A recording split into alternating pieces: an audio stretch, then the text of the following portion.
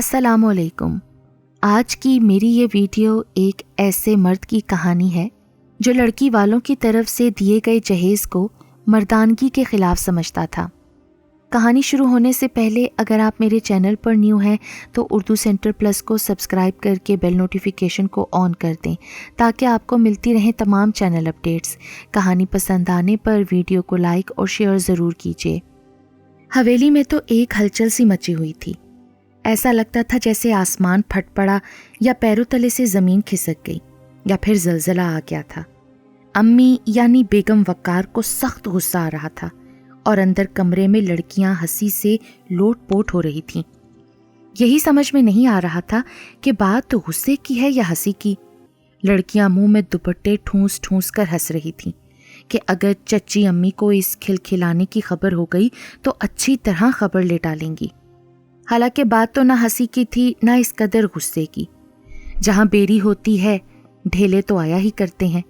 بس اتنی بات تھی کہ بیگم وقار کی بیٹی سے چچا طواب کا رشتہ آیا تھا اور امی کے تو سر سے بھجی پیروں تک آئی۔ بھلا کہاں حویلی کی بیٹی اور کہاں چچا طواب؟ امی کے تو آگ سی لگ گئی تھی۔ ایک تائی اماں تھیں جو سب سے الگ تھلگ خاموش رہتی تھیں، نہ کسی کے غصے سے سروکار نہ کسی کی ہنسی سے واسطہ۔ حویلی کے مشرقی حصے میں الگ رہتی تھیں۔ وہ ساس نند اور دیورانی سے کوئی واسطہ مطلب نہیں رکھتی تھیں۔ البتہ ان کی بیٹی شاہدہ دادی پھپھو اور چچی سب سے ملتی تھی۔ اس کا مزاج الگ تھا، حالانکہ ماں کو اس کا اتنا کھلا ملنا پسند نہیں تھا۔ وہ وقتاً فوقتاً اس کو ہلکے انداز سے سمجھاتی بھی تھیں، مگر نیا ذہن کہ پرانی باتیں قبول کرنے کا مادہ ہی سوکھ گیا تھا۔ وہ تو ایک کان سے سننا اور دوسرے سے نکالنے کی عادی تھی۔ شاہدہ اور بیگم وقار کی بیٹیاں ملیحہ، فصیحہ اور پھوپھی عباسی کی بیٹی لبنہ سب بہنیں بھی تھیں اور دوست بھی تھیں، لہٰذا وہ کیسے ماں کی ہدایت پر عمل کر سکتی تھی؟ ساری بہنیں ملیحہ کا ناطقہ بند کیے ہوئے تھیں کیونکہ اسی کا رشتہ چچا طواب سے آیا تھا۔ ان سب کی ہنسی سے امی کا پارا اور ہائی ہو گیا تھا۔ وہ کمرے میں آئی اور غصے سے بولی، بھلا یہ بھی کوئی ٹھی کرنے کی بات ہے؟ دماغ خراب ہوا ہے کیا؟ ہائے ممانی، بھلا چچا طواب کو یہ کیا سوجھی تھی؟ لبنہ کو پھر ہنسی چھوٹی۔ اس کا دماغ چل گیا ہے، امی نے غصے سے کہا۔ منہ نہ جھلس دو کم بخت کا، بڑا شادی کے ارمان میں مرا جا رہا ہے۔ وہ مثل ہے نا، گھر میں نہیں دانے اور اماں چلی بھنانے۔ شہر میں اسے کوئی اور نظر نہ آیا تھا میری بیٹی کے سوا۔ حویلی کی بیٹی لینا ایسا ہی آسان سمجھا تھا نامراد نے۔ امی کو تو بہت غصہ تھا، بک جھک کر چلی گئیں، مگر لڑکیوں نے ملیحہ کا ناطقہ بند کر دیا۔ شاہدہ نے ملیحہ کے چٹکی بھر کر کہا، تیرا منگیتر چچا طواب ہے، لہٰذا اب ہم تجھے چچی ملیحہ کہا کریں گے۔ ملیحہ نے اس کو تھپڑ لگایا۔ اللہ کرے تو کسی کی دادی بنے۔ ارے میں تو جب دادی کی عمر کو پہنچوں گی تو بن بھی جاؤں گی، مگر چچا طواب نے تو تجھے آج ہی چچی بنا دیا۔ شاہدہ ہنس کر کہنے لگی۔ وہ کیوں تمہارے چچا بن گئے شاہدہ؟ لبنہ نے ہنس کر پوچھا۔ ارے بھائی، ان کے بھتیجے بھتیجیاں بھی تو انہیں چچا کہتے ہیں نا، اور سنا ہے ان کی بھاوج بھی بچوں سے یہی کہتی ہیں، دیکھو تمیز سے بیٹھو، چچا آ رہے ہیں، چچا سے پوچھو چائے پینا ہے، جاؤ چچا تمہیں لینے آئے ہیں، وغیرہ وغیرہ۔ تو بھئی ہم اگر چچا کہتے ہیں تو کیا برائی ہے؟ شاہدہ ہنستے ہوئے جواب دے رہی تھی۔ خیر، برائی تو ملیحہ کو بھی چچی کہنے میں نہیں ہے، لبنہ نے کہا لگایا۔ یہ تو اللہ کی دین ہے، جسے چاہے رتبہ بلند کر دے۔ اے تم سب کے دماغ خراب ہو گئے ہیں کیا؟ ملیحہ جل کر بولی، جب دیکھو بکواس کیے جاتی ہو۔ ہمارے دماغوں کا اللہ حافظ ہے، شاہدہ نے کہا۔ تو جلتی کیوں ہے؟ یہ تو تیری خوبی قسمت ہے نا کہ چچا طواب کی نگاہ انتخاب تجھ پر ٹھہری اور ان کی اماں کو تو یہ دل و جان پسند آ گئی۔ جوڑے تو کہتے ہیں آسمانوں پر بنتے ہیں۔ شاہدہ نے جواب دیا، ہاں یہ تو سچی بات ہے۔ فصیحہ نے ہنستے ہوئے کہا، کہیں تو اللہ نے بھائی طواب کا جوڑا ملایا ہی ہوگا۔ جب اللہ کے ہاں جوڑے ملائے جا رہے ہوں گے، باقاعدہ فنکشن ہوا ہوگا، اس وقت کسی کونے میں کھڑے چچا طواب اپنی باری کا انتظار کرتے ہوئے دست با دعا ہوں گے کہ باری تعالیٰ کسی حور پری ماہرو اور ماجبی سے میرا جوڑا ملا دینا۔ اسی وقت اتفاق سے انہیں ملیحہ آپی نظر آ گئیں اور چیختے ہوئے اچھلتے ہوئے بولے ہوں گے، مل گئی جوڑ مل گیا۔ ٹھہر جا، تجھے میں بتاؤں فصیحہ کمبخت، بہت چلنے لگی ہے زبان تیری، ملیحہ نے جل بھن کر کہا۔ لبنہ شاہدہ ہنسی سے لوٹ رہی تھی۔ شاہدہ پر نظر پڑی ہوگی ان کی، یہی ہے ماہرو معجبی چمکتی دمکتی، ملیحہ نے جل کر کہا۔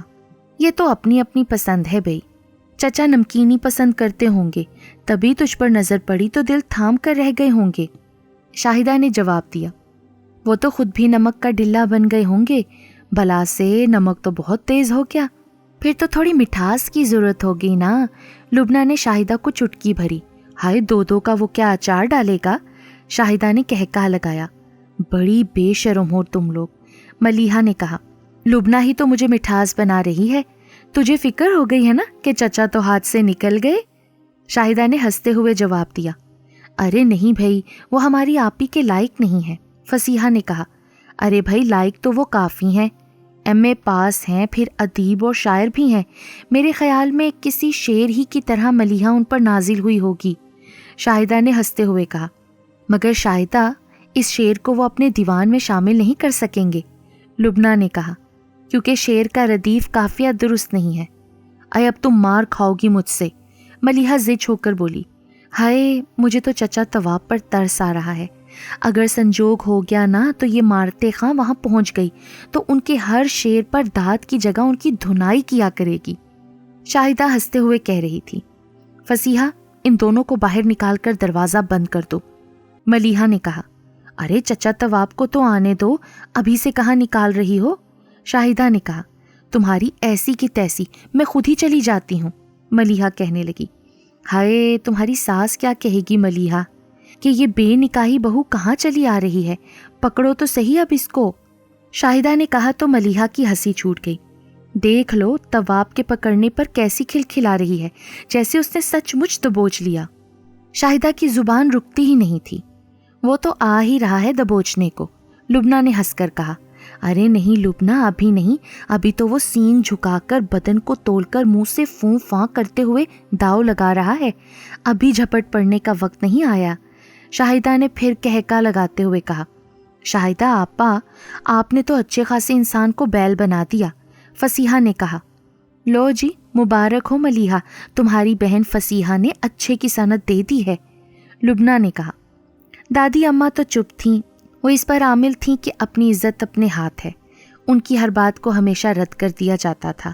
وہ اگر کبھی کسی مسئلے پر اتفاق سے رائے دینے کی غلطی کر بیٹھتی تھیں تو بیٹے پوتے اور بہویں آپ بھوں چڑھا کر کہہ دیتے تھے، آپ بات کو سمجھتی تو ہیں ہی نہیں۔ یہ ایک جملہ تیر بن کر کلیجہ چھید کر گیا تھا، گویا بڑھاپے میں عقل و ہوش سب ختم ہو گئے تھے، اب ان میں گھر کی کسی بھی بات کو سمجھنے کی اہلیت نہیں تھی، نہ وہ اب اس قابل رہی تھیں کہ گھر کا کوئی فرد ان سے بات کر سکتا۔ شوہر کے بعد ان کی اہمیت ختم ہو چکی تھی، ان کی حیثیت کسی پرانے سال خوردہ سامان کی تھی جس کو بیکار سمجھ کر کسی کونے میں ڈال دیا جاتا ہے۔ وہ اپنا زمانہ گزار چکی تھیں، اب اولاد کا زمانہ تھا، نئی نسل کے مسائل بھی نئے تھے، وہ ان کا ساتھ نہیں دے سکتی تھیں، لہٰذا انہوں نے اپنے منہ پر جیسے کفل لگا لیا تھا۔ کیا فائدہ تھا بولنے کا، وہ اپنی مختصر سی کوٹھڑی میں بیٹھی تسبیح پڑھتی رہتی تھیں، کبھی کوئی پوتی نواسی آ کر بیٹھ گئیں تو دو بات کر لی، ورنہ خاموش رہتی تھیں، ورنہ کوئی کتاب لے کر لیٹ جاتی تھیں۔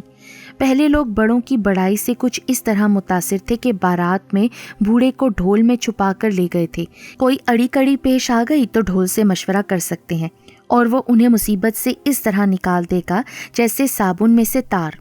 مگر یہ پرانے زمانے میں ہوتا تھا، آج تو سب گیلے آٹے میں سے دھاگے نکالتے ہیں جو لتھڑے ہوئے ہی نکلتے ہیں۔ دادی اماں کی خاموشی کو کوئی محسوس بھی نہیں کرتا تھا، ان سے کسی کا کیا کام اٹکا تھا، حالانکہ انہیں تو طواب کے رشتے میں کوئی برائی نظر نہیں آتی تھی، اچھا بھلا پڑھا لکھا تھا، زمین جائیداد بھی خاصی تھی، گھر میں سوائے اس کے اور ماں کے علاوہ تیسرا کوئی بھی نہیں تھا، بڑا بھائی بھاوج الگ مکان میں رہتے تھے، جائیداد بھی تقسیم شدہ تھی، کسی کا نہ لینا تھا نہ دینا تھا، مگر اماں پسند کے باوجود خاموش تھیں، جانتی تھیں کہ اگر اس کی حمایت میں ایک لفظ بھی منہ سے نکالا تو گھر بھر سے نمٹنا دشوار ہو جائے گا، جبکہ وہ گھر میں طواب پر لعنت ملامت بھی سن رہی تھیں۔ وہ بولتی ہی کیا، کیونکہ ان کے ذہن میں تو وہ ایک جملہ ہی کانٹے کی طرح پیوست تھا۔ آپ کو کوئی بات سمجھ میں آتی تو ہے نہیں۔ وہ سوچتی تھی ٹھیک ہے، میری عقل سمجھ پر تو زنگ لگ گیا ہے، ہوش حواس پر پھپھوند لگ گئی ہے، میں اب کسی کی بات کیا سمجھ سکتی ہوں۔ وہ کبھی کبھی بیٹی کے پاس جا کر بیٹھ جاتی تھی۔ بہرحال زندہ انسان تھی، کبھی تو منہ کو ہوا لگانے کو دل چاہتا ہی تھا۔ انہوں نے بیٹی سے دبے لفظوں میں طواب کی تعریف کر ہی دی تھی۔ ان کی بیٹی عباسی بیگم حویلی ہی کے ایک حصے میں رہائش پذیر تھیں۔ وہ حصہ شرعی تقسیم میں ان کو ملا تھا۔ ایک کمرہ تھا، اس کے سامنے انہوں نے ایک در کا برآمدہ کچن باتھ روم بنوا لیا تھا۔ مختصر سا حصہ تھا، ان کا لمبا چوڑا کنبہ بھی نہیں تھا۔ ایک بیٹی لبنہ اور ایک بیٹا ناصر تھا۔ تینوں اس مختصر سے حصے میں مطمئن تھے۔ بیگم عباسی کے شوہر نے 2 دکانیں مہر میں لکھ دی تھیں۔ ان کا معقول سا کرایہ تینوں کے لیے کافی تھا، لیکن وہ پھر بھی پھونک پھانک کر قدم رکھتی تھیں، کیونکہ ہزار وہ حویلی میں اپنے شرعی حق کے ساتھ رہتی تھیں، مگر بہرحال بھائیوں بھاوجوں کا ہر وقت ساتھ تھا، لڑائی جھگڑے کا ہر وقت امکان تھا، لہٰذا وہ ہر بات میں ان کی ہمنوائی ضروری سمجھتی تھیں۔ ماں کی تعریف پر گڑبڑا اٹھیں، اگرچہ یہ بگڑنا بھی اسی پالیسی کے تحت تھا کہ بھائی بھاوجوں کا دل ان کی طرف سے پھر نہ جائے۔ ویسے وہ خود بھی طواب کو اتنا برا نہیں سمجھتی تھیں، مگر مصلحت کا تقاضا یہی تھا کہ اس میں کیڑے ضرور ڈالے جائیں۔ آئے اماں تم کیسی باتیں کرتی ہو، بھلا کہاں پھول سی ملیحہ اور کہاں وہ لمبا تاڑ کا تاڑ طواب۔ خالہ برکت کے دماغ میں تو فطور اٹھا تھا، بیٹے کا رشتہ لے کر دور پڑی۔ ملیحہ تو یوں ہی چھوٹے سے قد کی نازک سی بچی ہے، بیٹی نہ اس کی لمبائی کوئی عیب ہے۔ اماں آواز دبا کر بولی، نہ ملیحہ کا چھوٹا قد کوئی برائی ہے، مجھے اگر تھوڑا سا بھی اختیار ہوتا میں اسے لبنہ کے لیے موضوع سمجھتی۔ ہائے اماں یہ کیسی بات کہہ رہی ہو؟ عباسی بیگم تو لرز کر بولی، آج کے بعد یہ بات تمہارے منہ سے نہ نکلنی چاہیے اماں، چھوٹی بھابھی کے کان میں بھنک بھی پڑ گئی تو میرا جینا مرنا حرام کر دیں گی کہ محض میری ضد میں اپنی بیٹی کے لیے پسند کر لیا۔ ہاں بھائی میں تو زبان سیے بیٹھی ہوں، اماں نے ٹھنڈی سانس بھر کر کہا، میرے منہ پر تو تالے ڈال دیے ہیں ان لوگوں نے پہلے ہی، مجھے بول کر اپنی رہی صحیح عزت نہیں گنوانی ہے، میرے پاس تو اب عقل ہے نہ شعور ہے، اب تو میں 100 باولوں کی باولی ہوں، بس کبھی جب دل لبریز ہو جاتا ہے تو چھلک جاتا ہے، کوئی بات زبان کم بخت سے نکل جاتی ہے، بعد میں احساس ہوتا ہے کہ آدمی بول کر پچھتاتا ہے، نہ بول کر کبھی نہیں پچھتاتا، ایک خاموشی 1000 بلائیں ٹال دیتی ہے۔ ارے برا ماننے کی بات نہیں اماں، عباسی بیگم نے ماں کو لپٹ کر کہا، میں تو یہ کہتی ہوں کچی بات منہ سے نہ نکلنی چاہیے، در و دیوار کے بھی کان ہوتے ہیں نا اماں، میں اگرچہ یہاں اپنا شرعی اور قانونی حق لے کر رہتی ہوں، مگر ہر وقت کا بھائیوں بھاوجوں کا ساتھ ہے، آج تو لوگ نہ شرع کو مانتے ہیں نہ قانون کو، میں تو 32 دانتوں کے بیچ زبان کی حیثیت رکھتی ہوں، میاں تو ساری عمر ایک ذرا سے گھر میں رہے جس پر ان کے بھائی نے قبضہ جما لیا، بس میری قسمت بھلی تھی یہ دکانیں ان کی زر خرید تھیں، ورنہ میں کہاں جاتی بچوں کو لے کر، فٹ پاتھ پر تو بیٹھنے سے رہی تھی، یہاں ایک ہی کمرہ ہے، ناصر کو تکلیف ہوتی ہے، کوئی ایسی جگہ نہیں ہے جہاں وہ اسٹڈی کر لے۔ ارے میں نے اس سے کہا تھا، اماں درمیان میں بولی، میری کوٹھری میں بیٹھ کر پڑھ لیا کرو، میں نے بھی یہی کہا تھا اماں اس سے، کہتا ہے کہ اول تو ننا کا کمرہ اندھیر سا ہے، دوسرے ننا کو تکلیف ہوگی۔ ہاں کچھ اندھیرا تو ہے، مگر مجھے کیا تکلیف ہوتی، وہ چاہے تو دن بھر وہاں پڑھتا رہے، میرا تو زیادہ وقت تخت پر گزرتا ہے، پلنگ پر باہر کی روشنی آتی ہی ہے، میرے کمرے کے برابر جو کوٹھڑی ہے خالی پڑی رہتی ہے، ایسے ہی کاٹ کباڑ بھرا ہے، مگر ناپ تول میں وہ میرے حصے میں نہیں آئی تو وہ مجھے کیوں دیں گے، عارضی طور سے بھی دینے کے روادار نہیں ہے کہ میں قبضہ نہ کر لوں، حالانکہ اللہ جانتا ہے اماں میرے تو وہم و گمان میں بھی قبضے کا خیال نہیں آتا، بس دعا کرتی ہوں اللہ ناصر کو کسی قابل کر دے، اس کا کوئی گھر در ہو جائے تو مجھے بھی سکون ملے۔ ہاں بیٹا اللہ اسے کوٹھی بنگلہ دے، اماں نے کہا، مگر میں تجھے اس گھر کے بیچنے کی کبھی رائے نہیں دوں گی، اپنا ٹھکانہ پھر اپنا ہی ہوتا ہے، انشاءاللہ ناصر کا گھر بسانا ہے، اللہ اسے 1 سے 21 کرے، شاد آباد رکھے، مگر بیٹی دنیا کا دستور یہ ہے کہ بیٹا ماں کا بیٹا کم، بیوی کا شوہر زیادہ ہوا کرتا ہے، انہیں پھر ماں کا وجود ایک بوجھ نظر آتا ہے، مجھے دیکھ لو، بڑی بہو تو 2 انگلی سے سلام کی بھی روادار نہیں ہے، میں ایک کوٹھڑی تک محدود ہو کر رہ گئی ہوں، گھر والوں کو اتنی فرصت کہاں ہے کہ کوئی مجھ سے بات کر لے؟ میری تنہائی بانٹنے والا کون ہے؟ بس میں ہوں اور میری کتابیں، وہی میری مونس تنہائی ہیں۔ ہاں اماں، میں سب جانتی ہوں، عباسی بیگم نے کہا۔ میں بھی تو اسی لیے آپ کے پاس کم آتی ہوں۔ ایک بار میں آپ کے پاس دیر تک بیٹھی رہی تھی، جب باہر آئی تو بھابھی نے ہنس کر کہا تھا، اندر کیا کھچڑی پک رہی تھی؟ اگرچہ ہنس کر کہا تھا، مگر میں پاگل نہیں ہوں کہ اس ہنسی کے پیچھے چھپے ہوئے شک کو نہ سمجھتی۔ میں نے بھی بات ہنسی میں ہی ٹال دی تھی۔ اب اماں دیکھ لو، تم دیر سے میرے پاس بیٹھی ہو، مگر بھابھی کے دل میں دھکڑ پکڑ ہو رہی ہوگی۔ ہاں بھائی، میں اٹھ رہی ہوں بیٹا، اماں اٹھتے ہوئے بولی۔ ناصر کو میرے پاس بھیج دینا، ٹھیک ہے نا؟ جہاں کسی برائی یا ناگوار بات کا امکان ہوتا وہاں بیگم وقار کو اماں ضرور یاد آتی تھی۔ چونکہ طواب کی اماں خالہ برکت اماں کی دور پر ایک ہی بہن لگتی تھیں، ان کا آنا جانا بھی تھا، ملنا ہوتا ہی تھا، لہٰذا بیٹی کے رشتے کا جواب اماں سے دلوانا ضروری تھا کہ اگر کچھ ناگواری ہوئی تو اماں بھگت لیں گی۔ وہ بعد میں کہہ دیں گی کہ دادی کو رشتہ پسند نہیں آیا تھا، اس کے بعد ظاہر ہے ساری برائی دادی کے سر آئے گی، بیٹی کی امی صاف بچ جائیں گی۔ بیگم وقار یہی سوچتی تھیں، لہٰذا وہ خاص طور سے اماں کے کمرے میں آئیں اور بولی، اماں ہمیں یہ رشتہ کرنا نہیں ہے۔ طواب کی اماں پھر آئیں گی، تم جواب دے دینا، کہہ دینا کہ مجھے پسند نہیں ہے۔ اے بہو، میں کیسے جھوٹ بولوں گی؟ اماں نے حیرانی سے مگر دبے لفظوں میں احتجاج کیا۔ آخر طواب میں برائی ہی کیا ہے؟ اچھا پڑھا لکھا ہے، کھاتے پیتے گھر کا ہے، پھر کوئی لمبا چوڑا کنبا بھی نہیں ہے، 2 ماں بیٹے ہیں، اچھا گھر در ہے، یہی سب تو دیکھا جاتا ہے نا۔ لو تم کیا جواب دو گی اماں؟ اتنی تعریفیں تو تم خود ہی کر رہی ہو۔ بہو بگڑ کر بولی، اور یہ تعریفیں اس لیے ہیں کہ خالہ برکت تمہاری بہن ہے نا۔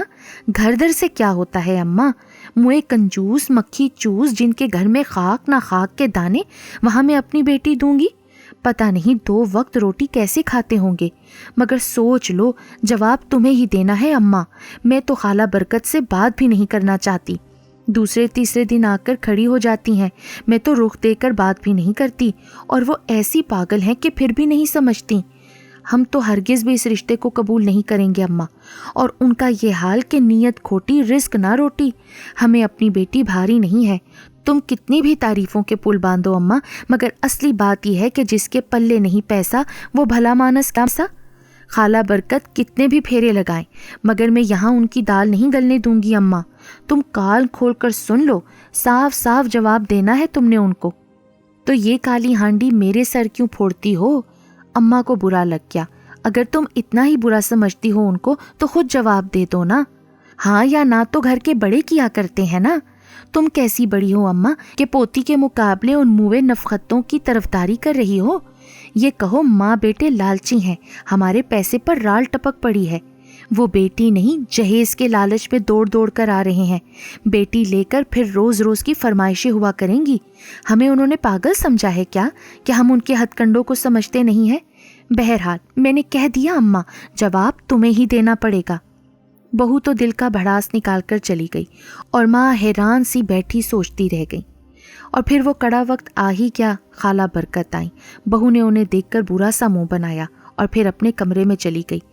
بیگم عباسی کو اپنی بھاوج کا انداز ناگوار گزرا۔ چلو گھر پر آئے کے ساتھ بے اتنائی کوئی اچھا فعل تو نہیں ہوتا نا۔ وہ خود ہی آ کر اماں برکت کے پاس بیٹھ گئیں، خیر خیریت پوچھ کر ادھر ادھر کی باتیں کرنے لگیں، مگر خالہ برکت گھر والی کی اس بے التفاتی پر کچھ کھٹک گئی تھیں کہ دال میں ضرور کچھ کالا ہے۔ عباسی بیگم انہیں لے کر اماں کے کمرے میں چلی گئیں۔ اماں نے بڑی اپنائیت اور خوش دلی سے خیر مقدم کیا۔ خالہ برکت کے دل میں وقار کی بیوی کے تعامل سے کچھ بال سا آ گیا تھا، لیکن پھر بھی انہوں نے ہنس کر اماں سے کہا، آپا مجھے کب خوش کر رہی ہیں آپ؟ میں تو بڑی آس لے کر آئی ہوں آپ کے پاس۔ بی بی، سب کی آس آرزو تو اللہ پوری کرتے ہیں، اماں نے محبت سے کہا۔ میں تمہیں بہت اچھی لڑکی بتاتی ہوں۔ وہ کیا مطلب ہے آپ کا؟ خالہ نے بیچ میں ٹوک دیا۔ کیوں بتا رہی ہیں دوسری لڑکی؟ ہاں میں دوسری لڑکی ہی بتا رہی ہوں۔ تم یہاں کا خیال چھوڑ دو، یہاں کسی کی بھی مرضی نہیں ہے۔ تم میرے بھائی مشتاق احمد کی بچی فائقہ کو لے لو۔ بچی 10 انگلیاں 10 چراغ ہے، تمہاری دیکھی بھالی ہے، نیک صورت نیک سیرت لڑکی ہے۔ آپا تم نے تو مجھے بڑا مایوس کیا، کیا تمہاری بھی مرضی نہیں ہے؟ آخر کیا کمی ہے میرے بیٹے میں؟ اے میری مرضی نامرضی کو چھوڑو، اصل مرضی نامرضی تو ماں باپ کی ہوا کرتی ہے نا۔ اللہ نہ کرے تیرے بیٹے میں کوئی کمی ہے، مگر بیوی جوڑے تو اللہ کے ہاں بنتے ہیں نا، یہ تو سب قسمت کے کھیل ہیں، کسی کا جوڑا کسی سے ملا ہے، اللہ ہی کے علم میں ہے، سب کچھ اسی کی مرضی سے ہوتا ہے۔ تم کوئی خیال نہ کرو، جہاں کا نصیب ہوتا ہے وہیں بات دل میں اتر جایا کرتی ہے۔ میں نے تمہیں بہت اچھی لڑکی بتائی ہے، میں خود تمہارے ساتھ چلوں گی۔ وہ تو ٹھیک ہے آپا، مگر میں بڑی امید لے کر آئی تھی، خالہ برکت نے کہا۔ میں وقار کی دلہن کے انداز سے کچھ کھٹک تو گئی تھی کہ اس نے 2 انگلی سلام کی بھی نہ رکھی۔ بیٹی دینا نہ دینا تو اس کی مرضی تھی، مگر قرابت داری نبھانی ضروری ہوا کرتی ہے نا۔ تمہاری مرضی کی تو یہاں کسے پرواہ پڑی ہے، میں کیا جانتی نہیں ہوں آپا؟ برکت بس کچھ کہنے کی ضرورت نہیں، اماں نے انہیں روکا۔ جو میں نے کہا ہے اس پر غور کرو، یہ تو سنجوگ کی بات ہے، میں نے اچھی لڑکی بتائی ہے تمہیں۔ پر آپا آخر یہاں کسی کی مرضی کیوں نہیں ہے، کوئی تو وجہ ہوگی نا۔ اے میں نے بتایا تو ہے برکت کہ یہ سب قسمت کی بات ہوتی ہے، قسمت میں ہو تو بغیر کسی پوچھ گچھ کے بھی سب کچھ ہو جاتا ہے، اور قسمت میں نہ ہو تو مہینوں برسوں کے لگے رشتے چھوٹ جاتے ہیں۔ ہم تو قسمت کے قائل ہیں۔ تمہیں یاد ہوگا نا، میرے بھائی کا رشتہ تائی انور کی بیٹی ناظمہ سے سال بھر لگا رہا تھا، مٹھائی کھٹائی سب کچھ ہو گیا تھا، مگر قسمت وہاں کی نہیں تھی۔ ناظمہ کی خالہ نے لڑ جھگڑ کر ناظمہ کو اپنے بیٹے کے لیے لے لیا تھا، اور پھر بھائی کی شادی کیسی آنن فانن فوقیہ سے ہو گئی تھی۔ ماشاءاللہ دونوں خوش بخوش ہیں، انہی کی بیٹی میں تمہیں دلوا دوں گی، میرا بھائی میری بات کبھی نہیں ٹالتا۔ عباسی بیگم چپ بیٹھی اماں اور خالہ کی باتیں سن کر بولی، خالہ برکت تم دل برا نہ کرنا، اماں ٹھیک کہہ رہی ہیں، تم ماموں مشتاق کی بیٹی لے لو، بہت اچھی لڑکی ہے۔ ہاں آپا کی تو بات ٹھیک ہے، مگر عباسی تیری بھی تو بیٹی ہے نا، تو دے دی اپنی بیٹی۔ خالہ مجھے تو دینے میں کوئی عذر نہیں تھا، مگر معاملہ ہے بھائی بہن اور بھاوج کا، لازماً ان کو خیال ہوگا کہ بھتیجی کا رشتہ تڑوا کر اپنی بیٹی دے دی۔ خالہ دین سے دنیا تھامنی مشکل ہے، انسان کو اپنی آنکھ کا شہتیر نظر نہیں آیا کرتا، مگر دوسرے کی آنکھ کا تنکا بھی دیکھ لیتے ہیں۔ مجھے ہر وقت یہ احساس رہتا ہے خالہ کہ میری طرف سے ایسی کوئی بات نہ ہو جو وجہ گرانی بنے، تم سب کے مزاج اور انداز تو جانتی ہو نا۔ ہاں یہ بات تو ٹھیک ہے عباسی، آپا کی بڑی بہو مختار کی بیوی تو کسی سے واسطہ مطلب رکھتی نہیں، اس کی طرف سے 100 کاٹے بھی ویسے ہی اور 100 پھونکے بھی ویسے ہی۔ سنا ہے اس کی بیٹی شاہدہ کو اس کی بہن نے مانگ لیا ہے۔ ہم نے بھی سنا ہے خالہ، تصدیق ہمیں بھی نہیں ہے، عباسی نے جواب دیا۔ بھائی طواب اپنا ہی بچہ ہے، اسی لیے میں نے فائقہ کا نام لیا ہے، تم خود بھی سوچ لو اور طواب سے بھی پوچھ لو، پھر مجھے بتا دینا، اماں نے کہا۔ لو میں تمہاری رائے کے خلاف تو نہیں ہو سکتی آپا، اور نہ طواب کچھ بول سکتا ہے، میں اللہ چاہے کل پرسوں تک تمہیں اطلاع کر دوں گی آپا، مگر کیا تمہیں یقین ہے کہ وہاں سے میں ناکام نہیں لوٹوں گی؟ نہیں نہیں، مجھے بالکل یقین ہے برکت، انشاءاللہ کامیاب آؤ گی۔ اچھا آپا چلتی ہوں، تمہیں اور عباسی کو تو ساتھ لے کر ہی جاؤں گی۔ خالہ برکت کی تو خوشی کی انتہا نہ رہی جب مشتاق احمد نے رشتے کی منظوری دے دی۔ خالہ تو نحال بحال ہو گئیں، اگلے دن آنے کا وعدہ کر کے اپنے گھر سے ادھار گئیں۔ مشتاق احمد اور ان کی بیوی فوقیہ بھی بے حد خوش تھیں۔ فوقیہ نے کہا، آپا برکت کل آئیں گی، وہ ضرور لے دے کر آئیں گی، ہمیں بھی لڑکے کے لیے کچھ کرنا ہوگا، 2-4 اپنے عزیزوں کو بلا لیں گے چائے پانی پر۔ ہاں جیسا مناسب سمجھو فوقیہ، آپا سے پوچھ لو، وہ نماز پڑھ رہی ہیں، وہ مناسب رائے دیں گی، مشتاق احمد نے کہا۔ اماں کو مشتاق احمد اور فوقیہ نے روک لیا تھا، وہ نماز سے فارغ ہو کر آئیں۔ فوقیہ نے ان کے مشورے سے سب کام کیے، وقار بیگم ان کی فیملی، مختار بیگم ان کی فیملی، اور عباسی بیگم اور ان کے بچے، فوقیہ کی بہن بھاوت، سبھی کو مشتاق احمد نے جمع کر لیا تھا۔ خالہ اپنی بڑی بہو بیٹے کے ساتھ آئیں، نئی بہو کے لیے قیمتی زرکار ساڑی، قیمتی سوٹ، سونے کا سیٹ، پھلوں کے ٹوکرے اور کئی مٹھائی کے ڈبے ساتھ لائیں۔ مشتاق احمد نے چھٹ پہاڑ قسم کا کہکا لگا کر کہا، برکت آپا تو پوری بری ہی اٹھا لائیں، جیسے میں بیٹی کو ابھی رخصت کر رہا ہوں۔ اے میاں، بری تو انشاءاللہ بری کے وقت آئے گی۔ خالہ نے ہنس کر کہا، یہ تو بس 2-4 چیزیں اپنی بچی کے لیے ہیں۔ ارے ہاں آپا، تو اب میاں کو تو بلاؤ، ہم اپنے داماد کے درشن تو کر لیں۔ آئے ہائے ماموں جان، آپ تو ایسے کہہ رہے ہیں جیسے وہ آپ کا دیکھا بھالا نہیں ہے، عباسی بیگم نے ہنس کر کہا۔ بھانجے کو بہت دیکھا ہے، اب تو بس داماد کو دیکھنا رہ گیا ہے۔ یہ سنتے ہی عباسی بیگم کا بیٹا ناصر دوڑ کر گیا اور کچھ ہی دیر میں طواب کو لے کر آ گیا۔ پہلے تو وہ ذرا شرمائے، پھر مشتاق احمد کے کہکہوں سے ساری شرم دور ہو گئی۔ ماموں کا گھر تھا، وہ بھی خوب چہکنے لگے۔ فائقہ کی چھوٹی بہن نائلہ اور بھائی سہیل سے چھیڑ چھاڑ کرتے رہے، کہے گونجتے رہے۔ بیگم وقار غور سے ایک ایک بات کو دیکھ رہی تھیں اور کسی سوچ میں گم تھیں۔ مشتاق احمد نے شاندار پارٹی کی تھی۔ کھانے پینے سے فارغ ہو کر سب بیٹھے تو خالہ برکت نے مشتاق احمد اور فوقیہ کی طرف دیکھ کر کہا، دیکھو میاں، اب شادی میں دیر مت کرنا، میں زیادہ انتظار نہیں کروں گی، بس اگلے مہینے اپنی بہو کو لینے آ رہی ہوں۔ آپا، آپ تو بالکل ہی ہتھیلی پر سرسوں نہ جمائیے، فوقیہ نے ہنس کر کہا۔ ہاں آپا، تیاری کا کچھ وقت تو دیجیے، مشتاق احمد نے کہا۔ ارے بھائی، تیاری کیسی، ہم ماں بیٹے تو جہیز کے نام سے بھی چڑھتے ہیں، ہمیں تو صرف لڑکی چاہیے۔ مامو جان، اجازت ہو تو کچھ عرض کروں؟ طواب نے کہا۔ ہاں بالکل، ضرور کہو، دیکھتے ہیں دولہا میاں کیا ارشاد فرماتے ہیں۔ مشتاق احمد نے پھر ویسا ہی گونجدار کہا لگا کر کہا، فی الحال دولہا نہیں، بھانجا اپنے ماموں سے بات کرے گا۔ طواب نے مسکرا کر کہا، مامو جان، ہم لوگوں نے طرح طرح کی بیہودہ واہیات رسموں میں خود کو قید کر رکھا ہے۔ ان رسموں میں الجھنا تو آسان ہے، مگر ان سے نکلنے کے لیے ہمت اور جرت کی ضرورت ہے۔ اگر سب مل کر فیصلہ کر لیں تو اس جال کو بڑی آسانی سے توڑا جا سکتا ہے۔ میں نے جب شادی کا فیصلہ کیا تھا، اس وقت یہ عہد کیا تھا کہ جہیز کے نام پر ایک کپڑا بھی نہیں لوں گا، اور الحمدللہ میں اس عہد پر آج بھی قائم ہوں، کیونکہ آنے والی کی ہر ضرورت کا میں ذمہ دار ہوں، اور اللہ کا احسان ہے کہ میں اس قابل ہوں کہ آنے والی کی ہر ضرورت اور ہر شوق کو پورا کر سکتا ہوں۔ ہماری امی تو سیدھی سادی ہیں، گھر میں کسی نئے سامان کی ان کو ضرورت ہی نہیں تھی، لیکن میں نے فائقہ کے لیے اس کی ضرورت کی ہر چیز سیٹ کر دی ہے۔ لہٰذا میں بہت ادب سے آپ سے گزارش کرتا ہوں کہ آپ کسی بھی قسم کا سامان یا زر نگد کچھ بھی نہ کیجیے، نہ اس چکر میں پڑیے۔ اللہ کے فضل سے میرے ہاتھ پیر سلامت ہیں۔ میں نے اسٹیل فیکٹری ڈالی ہے، الحمدللہ وہ بھی چل نکلی ہے۔ جب اللہ تعالیٰ نے مجھے اتنا دیا ہے تو میں کسی کے پیسے پر کیوں نظر ڈالوں؟ بلکہ میں تو اس کو مردانگی کے خلاف سمجھتا ہوں مامو جان۔ بیوی کے پیسے یا اس کے والدین سے طلب کرنا مرد کی توہین ہے مامو جان۔ میں انشاءاللہ اپنی قوت بازو سے کما کر فائقہ کو ایک اچھی زندگی اور سچی خوشی دوں گا۔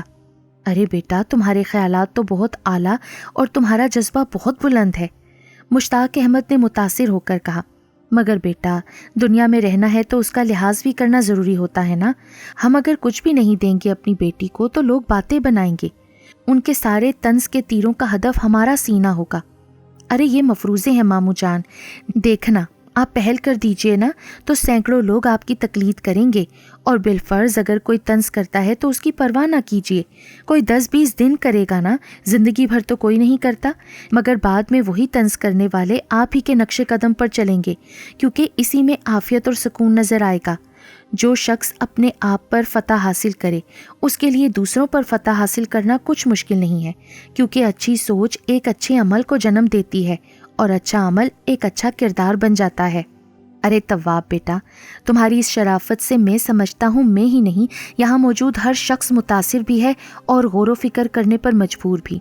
لیکن اگر اس میں اتنی ترمیم کر لو کہ لڑکی کے ماں باپ اپنی استطاعت کے مطابق لڑکی کو کچھ دینا چاہیں تو دے سکتے ہیں۔ مامو جان، بات تو پھر بھی وہی رہے گی نا، طواب نے ہنس کر کہا۔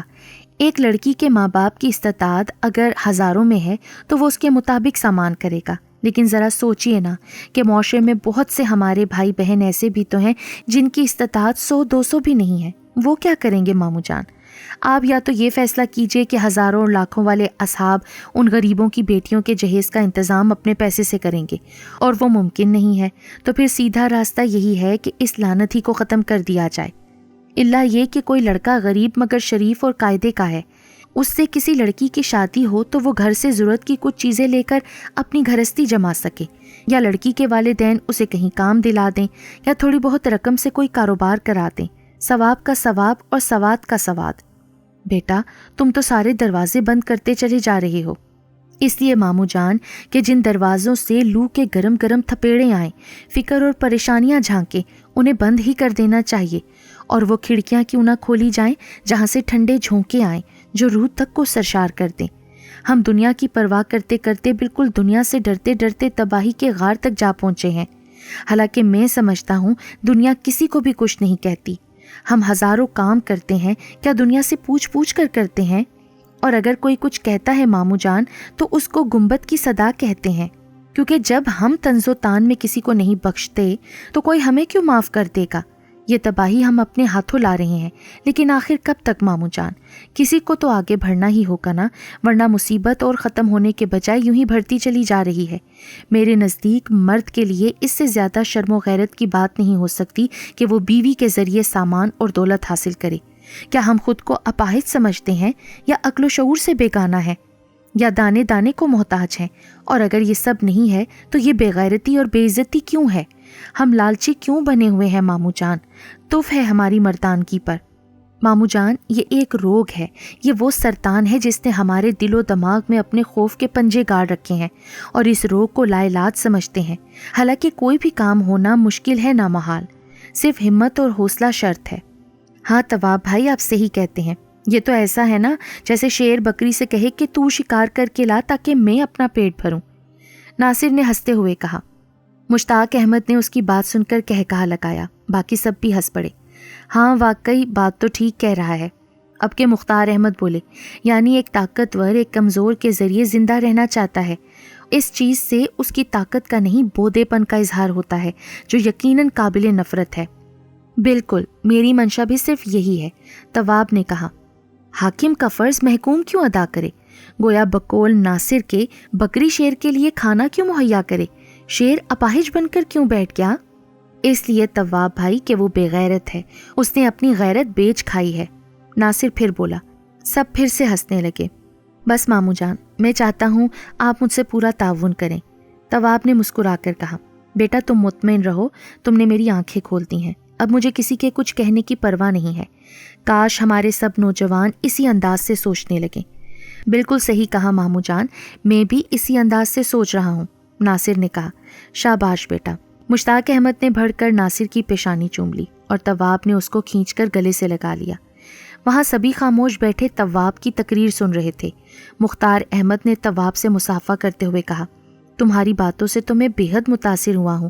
حقیقتاً جہیز ایک بیماری کی طرح لپٹ گیا ہے۔ میں بھی سوچا کرتا تھا آخر اسی وقت سامان کی نمائش لگا کر دینا کیا ضروری ہے؟ اپنی اولاد کو انسان کبھی بھی کچھ بھی دے سکتا ہے، اس کے لیے نہ وقت کی قید ہے نہ چیز کی، مگر وقت اور چیز کی قید سے صرف اپنی بڑائی اور تعریف مقصود ہوتی ہے اور کچھ نہیں۔ حالانکہ یہ تماشے روز ہوتے ہیں اور بھلا دیے جاتے ہیں، البتہ غریبوں کی دل شکنی کا گناہ ضرور سر پڑ جاتا ہے، اس کی طرف تو دھیان بھی نہیں دیا جاتا۔ جناب یہ آپ بالکل درست فرما رہے ہیں، طواب نے کہا۔ جہیز دینا اور اس کی باقاعدہ نمائش کرنا صرف اپنی تسکین کے لیے ہوتا ہے، وقتی واہ واہی کی خاطر یہ مصیبت مول لی جاتی ہے۔ ارے بیٹا طواب، اب تو میں اس کے لیے بھی تیار ہوں کہ تم قاضی کو بلا کر نکاح پڑھو اور فائقہ کو ساتھ لے جاؤ۔ مشتاق احمد نے کہا لگا کر کہا، شکریہ ماموں جان۔ طواب نے ادب سے کہا، میں انشاءاللہ 10-15 آدمیوں کے ساتھ آؤں گا اور فائقہ کو عزت کے ساتھ لے جاؤں گا۔ اور بیگم وقار بیٹھی ہوئی ہاتھ مل رہی تھیں کہ ہائے رے افسوس، میں نے کیسا نایاب ہیرا طواب کی صورت میں کھو دیا ہے۔